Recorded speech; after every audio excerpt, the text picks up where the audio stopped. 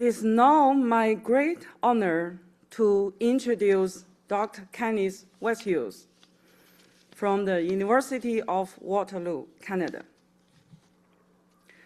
The Swiss magazine Republic has called Ken the world's most renowned expert on mobbing in higher education.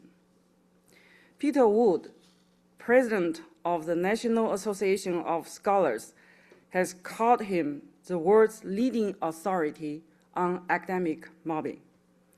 For a quarter century, his website has served as an important resource for individuals, researchers, and practitioners seeking to understand mobbing and its impact.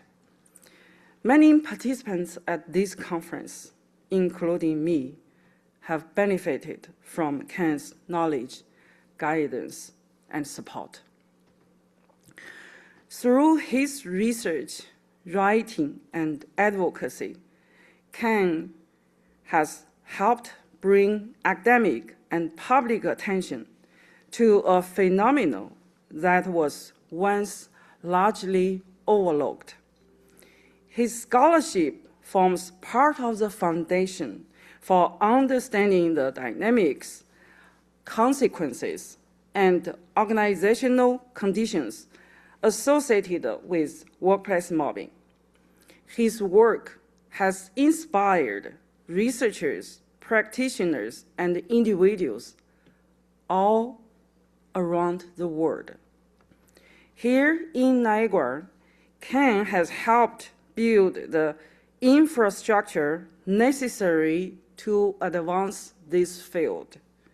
His guidance and support have been instrumental in the creation of the World Association for Research on Workplace Mobbing, the Journal of Workplace Mobbing, and the annual Niagara Conference on Workplace Mobbing.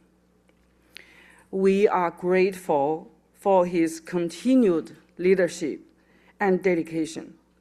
Here is Dr. Westhues.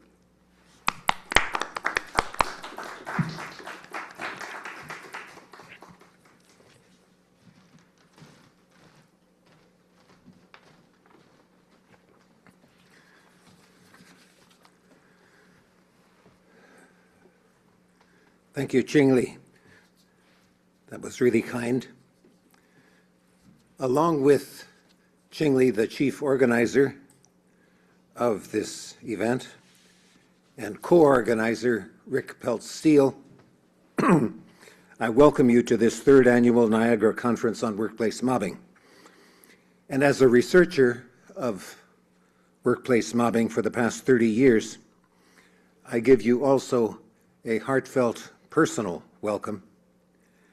An old professor like me can hardly wish for more than to witness and take part in an initiative for developing further a field of scientific inquiry to which he has devoted most of his career.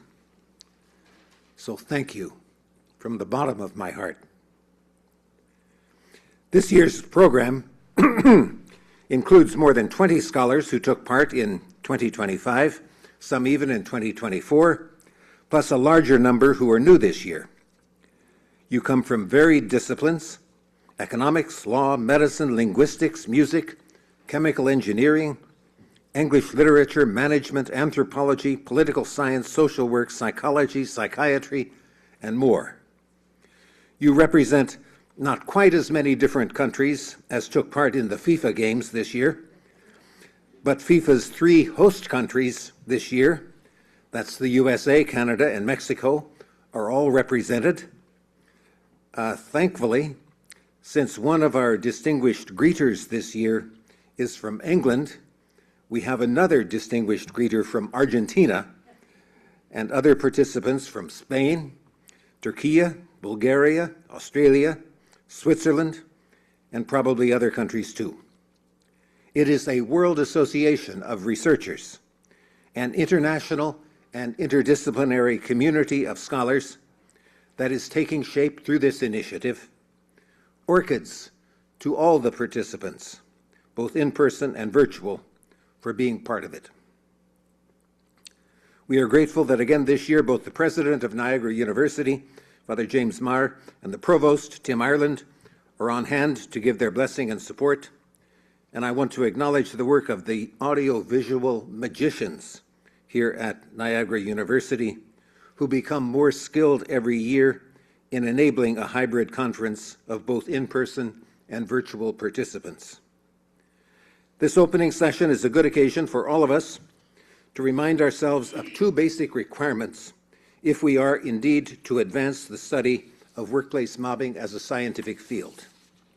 First is to keep our focus on workplace mobbing itself, understood as fanatic, collective attack on a workmate toward harassing and humiliating this target and eventually eliminating him or her from the workplace, rather than on any particular setting or cause or trigger of the attack.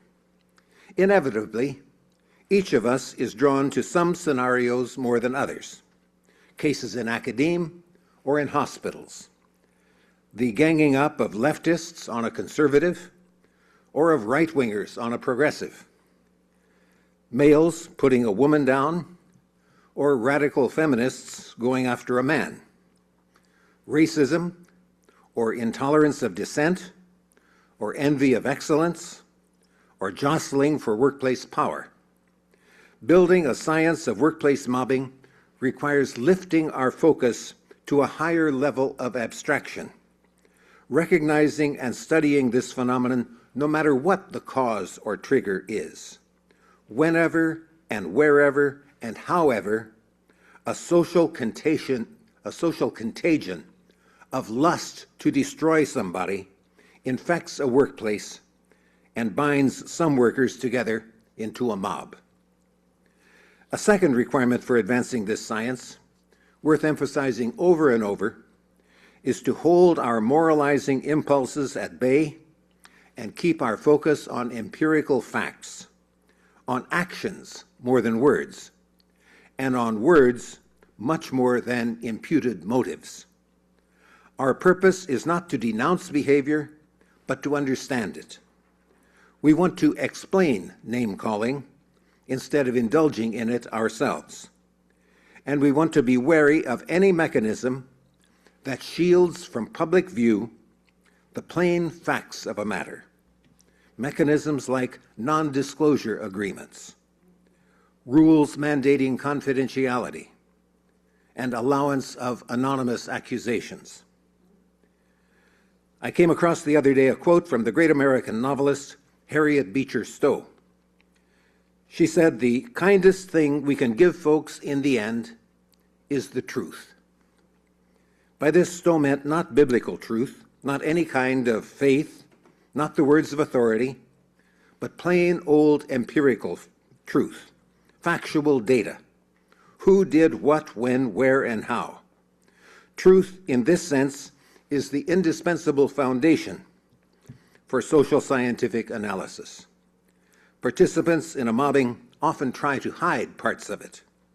Our job is to shine light on dark corners, to get a full picture of what has happened, a picture we can then analyze systematically toward advancing this scientific field.